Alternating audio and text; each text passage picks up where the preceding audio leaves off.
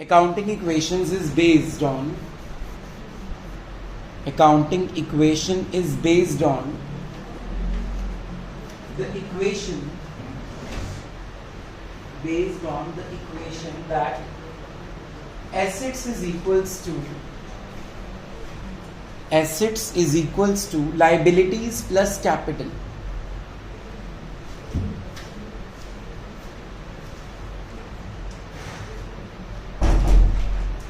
Assets is equals to liabilities plus capital. एक question लिखो question number 1. Prepare an accounting equation.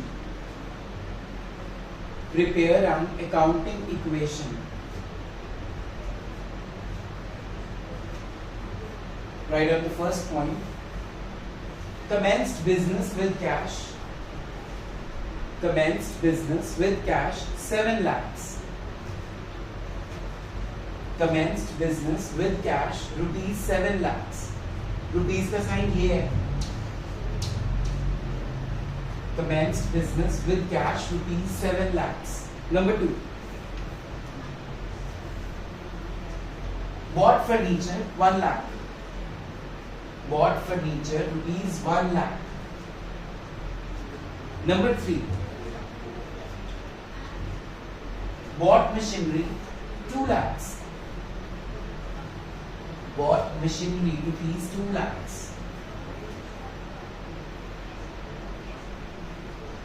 Bought machinery rupees 2 lakhs.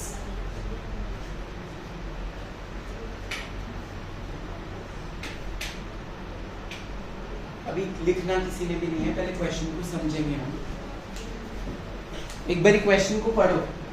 क्या कह रहा है क्वेश्चन आपको? सबसे पहले आपने एक बिजनेस स्टार्ट किया है. कमेंस का मतलब क्या होता है? स्टार्ट करना. कमेंस मींस स्टार्ट करना. कितना पैसा लगाया आपने? 7 लाख रुपीस. ठीक है. अब जब हम ये क्वेश्चन करने जाएंगे अकाउंट्स में, सबसे इंपॉर्टेंट चीज होती है फॉर्मेट्स. तो कल से सबके पास होना चाहिए अपना पेंसिल स्केल फॉर फॉर्मेट्स. तो आप लिखोगे कैसे? अभी लिखना तुमने नहीं है, पहले समझो कंसेप्ट को. सबसे पहले हम सेंटर में लिखेंगे accounting equation.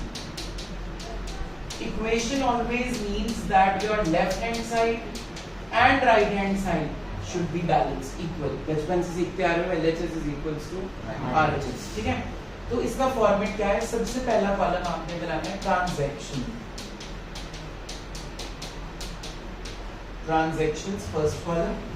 Then we will write assets is equals to liabilities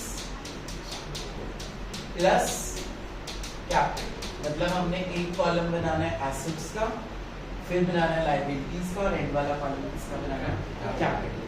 ठीक है. ये फॉर्मेट है, ये आपको याद करना पड़ेगा. याद करते हैं पहले. सेंटर लाइन में क्या लिखना है? Accounting equation. Then we will write transactions. Assets is equals to liabilities plus capital. अब पहली जो हमने लाइन लिखी है क्वेश्चन में, वो लाइन क्या कह रही है? Commenced business with cash. Commenced business with cash and that cash is rupees 7 lakh. हाँ जी भुवनेश, ये जो लाइन लिखी है मैंने क्वेश्चन वाली लाइन लिखी है, तो इसमें कुछ याद करने की जरूरत नहीं है. क्लियर हो गया? अब जो कैश है मेरा, वो मेरी क्या होती है? एसेट. कैश क्या होती है मेरी? कल हमने क्या था? करंट एसेट्स का example. Cash in hand, cash at bank. तो कैश का कॉलम बनाएंगे हम एसेट्स में, और उसमें लिख देंगे रुपीज 7 लाख. बन गया कॉलम. और जब हम बिजनेस को शुरू करते हैं, जब हम पैसे को इन्वेस्ट करते हैं, उसको हम क्या बोलते हैं? साथ में अपनी कैपिटल. तो अभी तक मेरी कोई भी लायबिलिटी अराइज नहीं. मैंने भी कोई बिल तो नहीं आया मेरे घर पे पेमेंट का. सिर्फ मैंने बिजनेस को क्या किया? अपना शुरू किया है, और उसमें मैंने क्या लगाया है? Cash 7 lakh rupees. तो अब देखो हमारा LHS का टोटल क्या है? 7 लाख. और RHS का टोटल भी क्या है? 7 लाख. क्योंकि जो आप बिजनेस स्टार्ट कर रहे हो उसके दो इफेक्ट्स हैं. पहला, कौन से कॉलम में चला गया? कैश. और वही का वही अमाउंट पर ही किसमें लिख देना है? कैपिटल. होगी शुरुआत. डबल एंट्री सिस्टम इसको बोलते हैं. ठीक है. Left hand side and right hand side. Clear हो गया? अब सेकंड पॉइंट पढ़ो बड़ी, क्या लिखा है मैंने, क्या खरीदा है हमने, बॉट फर्नीचर, बॉट फर्नीचर, कितने का खरीदा है, 1 लाख। अब तुम खुद अपने ऊपर लेके जाओ इस चीज को, तुम बेटा फर्नीचर लेके आए हो तो तुम क्या दे के आए होगे उनको, कैश। कितना कैश था, 1 लाख का फर्नीचर ले लिया तो कैश कितना बच गया, 6 लाख। तो अब मैं कैश में कितना लिख दूं, 6 लाख। इतना क्लियर? अब फर्नीचर मेरे साथ आ रहा है, फर्नीचर भी मेरी क्या है, तो एसेट्स पे सेकंड कॉलम में किसका बना दूंगा, फर्नीचर का, और फर्नीचर में कितना लिख दूंगा, 1 लाख। समझ आ गया? अब देखो कैपिटल विल रिमेन सेम। क्यों सेम? ये 7 लाख क्यों रहेगी, क्योंकि एक चीज गई, दूसरी चीज आ भी तो गई। जितने का तुम खर्चा करके आए हो उतनी चीज साथ में ले भी आए हो, तो कैपिटल विल रिमेन सेम। इसमें कोई भी चेंज नहीं होगा, ये जितना था उतना ही अब रहेगा। तो इसका मतलब ये हुआ, जब भी आप कोई एसेट खरीदते हो, क्या खरीदते हो, एसेट खरीदते हो, कैश दे आए, एसेट ले आए, आपकी कैपिटल में कोई भी चेंज नहीं आएगा, इट विल रिमेन सेम। तुम लोग शॉपिंग करने गए, तुमने 20,000 की शॉपिंग कर ली, तुम ये तो सोच रहे हो हम कैश दे आए, तुम क्या सामान नहीं लाए साथ में, लाए हो ना, तो तुम्हारी कैपिटल कोई भी चेंज नहीं हुई, क्योंकि इक्विवेलेंट अमाउंट तुम साथ में लेके भी तो आए हो कुछ। तो when an equivalent amount is brought in by you, there is no change in what, capital, it will always remain same. चले आगे, थर्ड पढ़ो। थर्ड मैंने क्या लिखा है, बोलो, machinery, bought machinery. Third is bought machinery, कितने के लिए, 2 लाख। अब देखो मेरे पास कैश कितना पड़ा है, 6 लाख। जब मैं मशीनरी लेके आऊंगा कैश फिर दे आऊंगा, 6 लाख में से 2 लाख और दे दिया, कितना बच गया, 4 lakh. Furniture will remain same, 1 lakh. Third column किसका बनेगा इसमें, मशीनरी का। थर्ड कॉलम किसका बनाएंगे, मशीनरी का। कितने किया ये वो, 2 lakh. And capital will remain, अब चेक करो LHS RHS के इक्वल है, 4 + 1 5, 5 + 2, ये यहां तक लेफ्ट हैंड साइड है, एसेट सारी लेफ्ट हैंड साइड है, राइट हैंड साइड में सिर्फ 2 ही चीजें हैं, कौन सी, लायबिलिटीज एंड कैपिटल। अभी तक मेरी कोई भी लायबिलिटी शुरू नहीं। समझ आया क्वेश्चन? सबसे पहले मैंने क्या स्टार्ट किया, अपना बिजनेस स्टार्ट किया, क्या लगाया उसमें, कितना कैश लगाया, जितना कैश में लिखना है उतना ही किस में लिख देना है, क्योंकि जब हम बिजनेस को स्टार्ट करते हैं, हमने डेफिनेशन क्या पढ़ी थी कैपिटल की, capital is the amount invested by the owner to start the, start means here what, commenced. तो मैंने बिजनेस को शुरू किया, उसमें कितने पैसे लगाए, 7 लाख। तो जो मैंने पैसे लगाए वो तो क्या नाम से लिखेंगे, कैश, और वो मेरी क्या है, एसेट, और साथ में ही किस में लिख देंगे, कैपिटल। सनम क्लियर हो रहा है? अब यहाँ पे लाइन लगाने का मतलब क्या है कि मेरा लेफ्ट हैंड साइड और राइट हैंड साइड क्या है, सेम, इक्वल। चले आगे। अब मैंने एसेट खरीदी, क्या खरीदा मैंने, फर्नीचर। कितने का खरीदा है, 1 लाख का। तो मेरे पास कैश कितना पड़ा था, 7, कितना रह जाएगा, 6, और जो फर्नीचर है वो भी मेरी क्या है, asset, tangible asset, non current asset, कल पढ़ा था हमने। तो 1 लाख रुपीस हमने किसमें लिखी है, फर्नीचर। 6 + 1 कितना बन रहा है, और कैपिटल भी कितनी है, तो LHS is equals to RHS। ये लिखना नहीं है LHS RHS, समझने के लिए।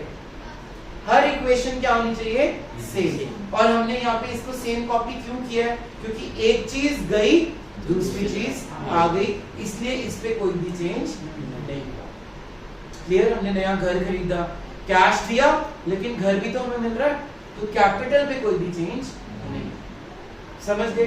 थर्ड पॉइंट पढ़ो, क्या खरीदा हमने, मशीनरी। मशीनरी भी हमारी एसेट है, तो कैश चला गया 2 लाख, 6 लाख था, कितना रह जाएगा, 4 लाख। फर्नीचर सेम कॉपी कर देंगे, फर्नीचर नहीं चला गया, ये चीज सेम चलती जाएगी नीचे नीचे नीचे। अगर 10 पॉइंट्स हैं तो अब 10th पॉइंट तक क्या चलेगा हमारे साथ, फर्नीचर। थर्ड में हमने क्या किया, क्या खरीद ली, मशीनरी, तो उसका भी कॉलम बन गया। ठीक है, उसके बाद capital will remain again same, क्योंकि कैश गया, क्या ले आए हम वहां से उठा के, मशीनरी। तो एक चीज गई दूसरी चीज आ गई, capital will remain same. Again LHS should be equal to RHS. Let's check it out. Cash कितना है 4 लाख, फर्नीचर कितना है 1 लाख, कितना हो गया टोटल 5, मशीनरी कितने की आ गई 2, टोटल कितना बन रहा है 7 लाख. और यही हमारी राइट हैंड साइड पर. तो सबसे बड़ा कॉलम किसका बनाना है हमेशा? एसेट्स का, क्योंकि एसेट्स बहुत सारी हो जाएगी क्वेश्चन के.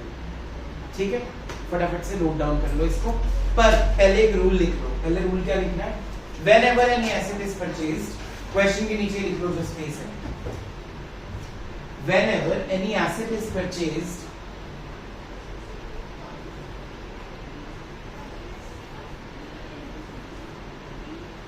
cash will be deducted. Cash will be deducted, and column will be added. And column will be added. Column will be added.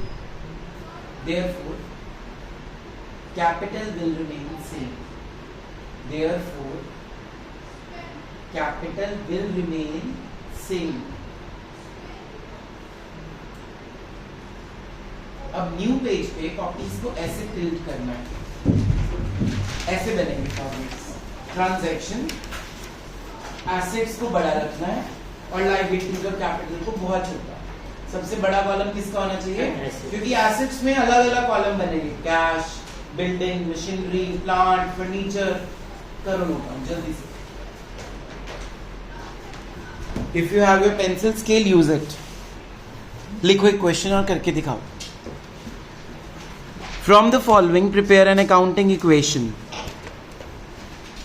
From the following prepare an accounting equation. Write down. Commenced business with cash 8 lakhs. Commenced business with cash 8 lakhs. Number 2. Purchased air conditioner. Purchased air conditioner 3 lakhs. Purchased air conditioner 3 lakhs. Number 3. Bought machinery 1 lakhs. Bought machinery 1 lakh. Next. Bought goods 50,000. Bought goods 50,000. जल्दी करके दिखाओ. Next question write down. Bhuvnesh पहले next लिख लो, बाद में complete करना. Commenced business with cash. Commenced business with cash 6 lakhs. Commenced business with cash rupees 6 lakhs. Next, number 2. Bought goods 1 lakh. Bought goods rupees 1 lakhs. Number 3. Paid rent 50,000. Number 4. Paid interest 50,000. Paid interest 50,000. Number 5. Bought machinery 20,000. Formats बनाओ जल्दी. Next question करते हैं जो मैंने आपको dictate किया है. सबसे पहले बताओ मुझे, हमने कैश कितना लगाया स्टार्टिंग में? 6 लाख रुपीज. तो हम यहाँ पे लाइन पे लिखेंगे commence business with cash rupees 6 lakhs. और कैश की कॉलम में कितना लिख देंगे? 6 lakh. एंड सिमिलरली ये चीज किसमें चली जाएगी? कैपिटल. इतना तो सेम है. हाँ जी, क्लियर है यहाँ तक? सेकेंड ट्रांजैक्शन मैंने दृष्टि क्या लिखा है पढ़ना क्वेश्चन में. Bought goods 1 lakh.